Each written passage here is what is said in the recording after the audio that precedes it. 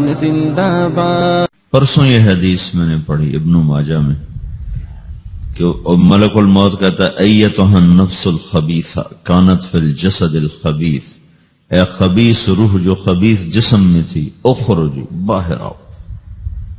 اب وہ واپس تو ہو نہیں سکتا، اپنے آپ کو روک تو سکتا نہیں، تو وہ حیران پریشان خوف زدہ. تو اس کے جواب میں اس کو ملک الموت کہتا ابشری ابشری بحمیم وغساق وآخر من شکلہ ازواج، تیار ہو جا خوفناک عذاب کے لیے اور کھولتے پانیوں کے لیے، کانٹے دار جھاڑیوں کے لیے اور بے شمار عذاب کی شکلوں کے لیے. تو اس کی روح کو جب کھینچتے ہیں تو رگ رگ سے وہ کٹ کٹ کے نکلتی ہے، تو سارا وجود زیر و زبر ہوتا ہے. سکرات کا درد ساری دنیا کے دردوں پر حاوی ہے. جب اس کی روح نکلتی ہے اور اس کو لے کر آسمان پر چلتے ہیں تو دروازے پر پہنچتے ہیں تو اندر سے فرشتے پوچھتے ہیں کون ہے؟ کہتے ہیں فلاں فلاں کا بیٹا ہے. کا نفس خبیثہ فی الجسد الخبیث، یہ تو وہی بدماش ہے جو بدماش جسم میں تھا، یہ وہ بدبخت روح ہے جو بدبخت جسم میں تھی. اس کے لیے آسمان کے دروازے نہیں کھل سکتے، اسے واپس کر دیا جائے.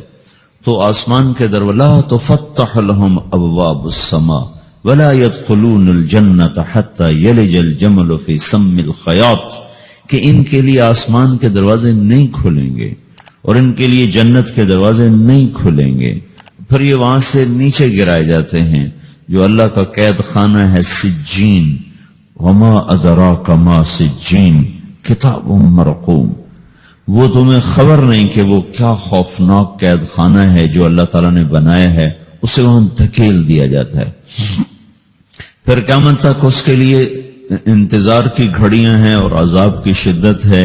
اور جب کوئی نیک آدمی اللہ تعالیٰ کے دربار میں جانے کا اس کا وقت آتا ہے تو اللہ تبارک و تعالیٰ فرماتے ہیں ان الذین قالوا ربنا اللہ ثم استقاموا تتنزل علیہم الملائکۃ الا تخافوا ولا تحزنوا وابشروا بالجنۃ التي کنتم توعدون نحن اولیاؤکم فی الحیاۃ الدنیا وفی الآخرہ ولکم فیہا ما تشتہی انفسکم ولکم فیہا ما تدعون نزل من غفور الرحیم. جب کوئی نیک مرد عورت کے جانے کا وقت آتا ہے تو اس کے لیے بھی فرشتے آتے ہیں اور آ کر اس کو خوشخبری دیتے ہیں اور آ کر اس کو تسلی دیتے ہیں کہ آپ غم نہ کریں، پیچھے والے بھی آپ کو مل جائیں گے، آپ خوف نہ کریں، آگے ساری منزلیں آپ کے لیے آسان ہیں، آپ کے لیے جنت بھی تیار ہے، رب بھی مہربان ہے. اور حدیث پاک میں آتا ہے کہ ملک الموت اور 4 فرشتے آتے ہیں، وہ 4 فرشتے اس کو سہلاتے ہیں، دباتے ہیں کہ موت کا درد اسے محسوس نہ ہو. اور ملک الموت فرماتے ہیں ایتھا النفس الحمیدہ کانت فی الجسد الحمید اخرجی، اے نیک روح جو نیک جسم میں تھی باہر آؤ. کیا کرو؟ وابشری بروح وریحان ورب راض عنک غیر غضبان، آپ کو بشارت ہو آپ کے لیے جنت تیار ہو چکی ہے اور وہاں کی ساری نعمتیں آپ کے لیے میسر ہو چکی ہیں اور اللہ آپ پہ راضی ہو چکا ہے اور اللہ آپ پہ خوش ہو چکا ہے. اس پر اس کی روح کو نکالا جاتا ہے. پھر سارے فرشتے اس کو استقبال کے ساتھ جو آسمان پر لے جاتے ہیں تو اندر سے پوچھتے ہیں کون ہے؟ کہ فلاں فلاں کا بیٹا، فلاں فلاں کی بیٹی. کہتے ہیں نفس حمیدہ فی جسد حمید، یہ تو نیک روح تھی جو نیک جسم میں تھی، مرحبا بہی. اس کو ہم سب استقبال کس کا کرتے ہیں اور ایک دم آسمان کے دروازے کھلتے ہیں. پھر وہ پہلا، دوسرا، تیسرا، چوتھا سارے آسمان پار کرتا ہوا اللہ پاک کے عرش کے نیچے کے جا کر، مرد ہے یا عورت، وہاں جا کر سجدے میں سر رکھتا ہے اور اللہ تعالیٰ فرماتے ہیں ہاں اس نے ہمیں خوش کیا، ہم اسے خوش کریں گے. اور اس کو عافیت کے ساتھ وہاں آسمان میں، پہلے آسمان سے لے کر اللہ کے عرش تک یہ سب ویٹنگ روم بنے ہوئے جہاں اللہ اپنے اپنے درجات کے مطابق جنت والوں کو ٹھہراتا ہے. اور وہ انتظار گاہ ہے اور وقت ختم ہو جاتا ہے، لہذا انتظار کی جو تکلیف ہے وہ بھی ختم ہو جاتی ہے. وقت ختم تو انتظار کا احساس ختم اور ٹائم کے گزرنے کا احساس ختم. تو جیسے اصحاب کہف کو اللہ نے غار میں داخل کر کے تو غار کے اندر سے وقت کو نکال کے باہر پھینک دیا، باہر 300 سال گزرے، اندر آدھا ہی دن گزرا تھا. وہ جب اٹھے ہیں تو وہ 25 برس کا نوجوان 350 سال کا ہو کے نہیں اٹھا، وہ 25 سال کی عمر میں اٹھا ہے. نہ ناخن بڑا ہے، نہ مونچھیں بڑی ہیں، نہ ان کی داڑیاں لمبی ہوئی ہیں، جو تو زندہ تھے، مر نہیں گئے تھے. تو زندہ کے تو بال بھی بڑھتے ہیں، ناخن بھی بڑھتے ہیں، لیکن وہ اس طرح اٹھے کہ 300 برس گزر گئے اور 25 برس کا نوجوان 25 سال کی عمر میں اٹھا ہے، 20 برس کا 20 برس کی عمر میں اٹھا ہے. اور وہ کہنے لگے کم لبثنا، بھئی کتنا ٹھہرے ہیں؟ کہ یومن او بعض یومن، لگتا ہے کوئی دن آدھا دن ٹھہرے ہیں. وہ صحیح کہہ رہے تھے. باہر اللہ تعالیٰ نے وقت کی گھڑی کو چلائے رکھا اور اندر غار میں اس کو سوئچ آف کر دیا، نکال دیا، یہاں وقت کو داخل نہیں ہونے دیا. تو وقت کے گزرنے سے جو بھی اثرات مرتب ہوتے ہیں وہ ان پر مرتب نہیں ہوئے. تو وہ 20 آدھے ہی دن کے بعد اٹھے ہیں. باہر 300 سال، اندر آدھا دن. یہی کچھ اللہ تبارک و تعالیٰ برزخ میں کر دیتا ہے، وقت کو ختم کر دیتا ہے، گزرنے کا احساس نہیں ہوتا ہے. تو اس طرح میرے عزیزو، یہ دو موتیں ہر انسان دیکھتا ہے. جب وہ جنت کے فرشتوں کا استقبال دیکھتا ہے یا جہنم کے فرشتوں کی مار اور پٹائی کو سہتا ہے. رابعہ بصری رحمت اللہ علیہ کا انتقال ہونے لگا تو انہوں نے رات کو فوت ہوئی تو انہوں نے اپنی خادمہ کو بلا کے فرمایا کہ کسی کو بتانا نہیں، جب میں مر جاؤں تو پڑوس میں 2-4 کو بلا کر نا میرا جنازہ پڑھوا دینا، اور جس کرتے میں تہجد پڑھتی تھی وہی میرا کفن بنا دینا، اور صبح بے شک لوگوں کو بتا دینا میرے مرنے کے بعد میری میت کو رکھنا نہیں، فوراً دبا دینا. تو جب ان کا انتقال ہوا تو انہوں نے پڑوس کے 2-4-10-20 آدمی بلائے اور ان کو تدفین تجہیز سب کچھ ہو گئی. صبح شور مچا کہ وہ رابعہ بصری کا انتقال ہو گیا. تو اگلے دن وہ خواب میں اس خادمہ کو ملی اور کہا بیٹی تیری بڑی مہربانی، تو نے میری وصیت کے مطابق عمل کیا. اس نے دیکھا کہ انہوں نے ایک خوبصورت سبز لباس پہنا ہوا ہے. تو وہ فرمانے لگی، انہوں نے سوال کیا کہ آپ کے ساتھ قبر میں کیا ہوا؟ تو وہ کہنے لگی کہ میرے پاس منکر نکیر آئے تھے اور مجھ سے کہنے لگے من رب کی، تیرا رب کون ہے؟ تو میں نے کہا سبحان اللہ، 40 برس جس کو میں نہ بھولا سکی اس کو 4 ہاتھ زمین میں آ کے میں بھول جاؤں گی. ان کا 42 برس کی عمر میں انتقال ہوا تھا. تو وہ کہنے لگے سبحان اللہ، جس کو میں 40 برس نہ بھولا سکی میں اسے 4 ہاتھ زمین کے اندر آ کے بھول جاؤں گی. تو منکر نکیر کہنے لگے اس کا کیا حساب لینا؟ پھر انہوں نے پوچھا کہ وہ آپ کا وہ کرتا کہاں گیا تہجد والا جس میں آپ کو کفن دیا تھا؟ کہ وہ اللہ نے مجھ سے لے لیا ہے اور میرے اعمال کے خزانے میں رکھ دیا ہے. قیامت کے دن میرا وہ کرتا بھی میرے ترازو میں تولا جائے گا اور مجھے یہ لباس پہنایا ہے جو جنت کا لباس ہے. یہ بھی ایک موت ہے. اس طرح بھی لوگ مرتے ہیں. اور دوسری بھی ایک موت ہے. ہمارے علاقے کی بتا رہا ہوں، اپنے علاقے کی. ایک زمیندار مر گیا، اس کی قبر کھودی، ساری بچھوؤں سے بھری ہوئی، ایسے جیسے چیونٹیاں پھر رہی ہوتی. تو انہیں وہ بند کر کے دوسری کھودی، ساری بچھوؤں سے بھری ہوئی. پھر وہ بند کر کے تیسری کھودی، ساری بچھوؤں سے بھری ہوئی. قبرستان میں اتنے بچھو کہاں سے آ گئے؟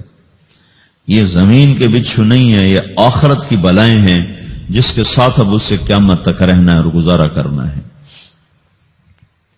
تو یہ 2 طرح کی موتیں روزانہ لوگ مرتے ہیں، روزانہ لوگ مرتے ہیں.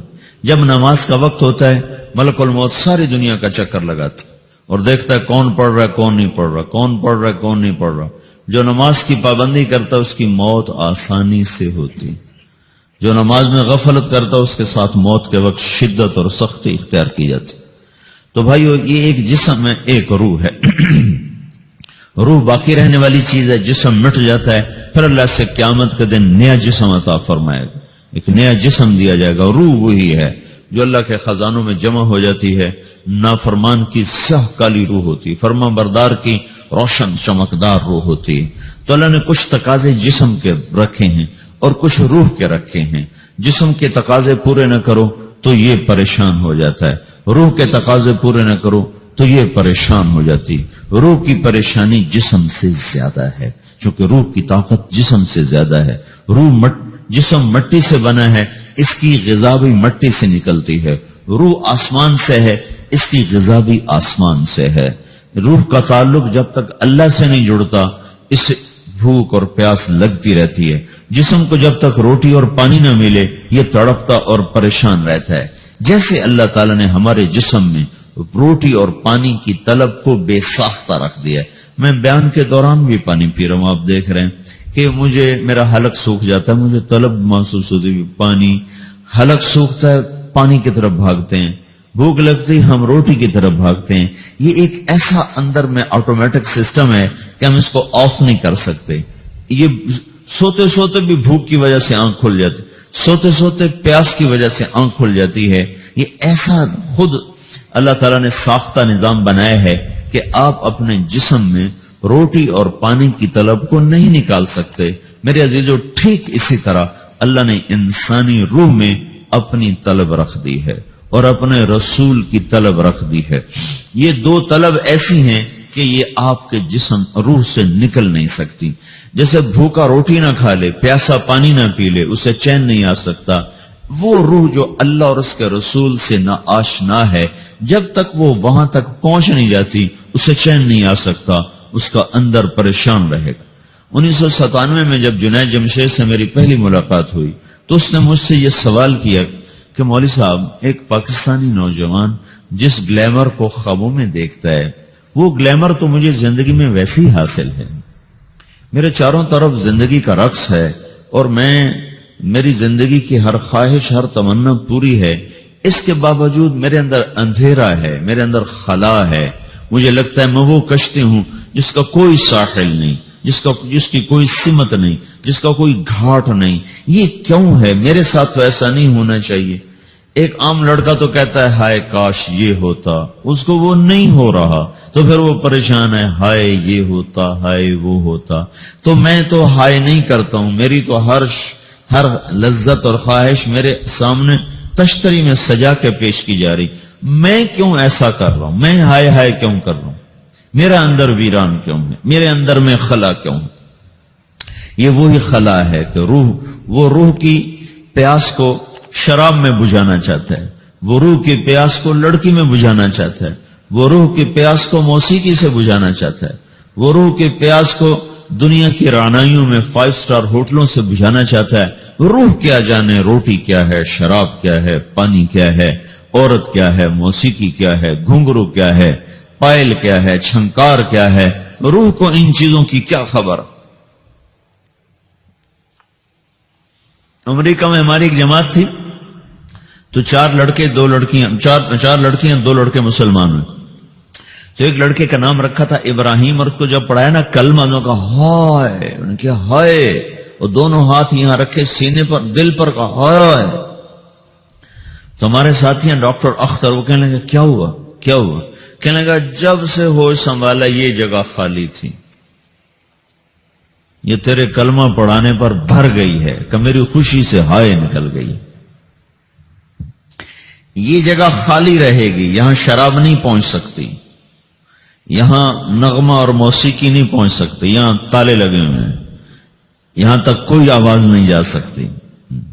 دل کے تاروں پر ایک ہی نغمہ چڑھ سکتا ہے اور وہ اللہ کی یاد کا ہے, اور اللہ کی محبت کا ہے, اور اللہ کے رسول کی محبت کا ہے. باقی کوئی مزراب ایسا نہیں جو ان تاروں کو چھیڑ سکے, باقی کوئی چیز آواز ایسی نہیں جو دل کی دنیا پر جا کر دستک دے سکے.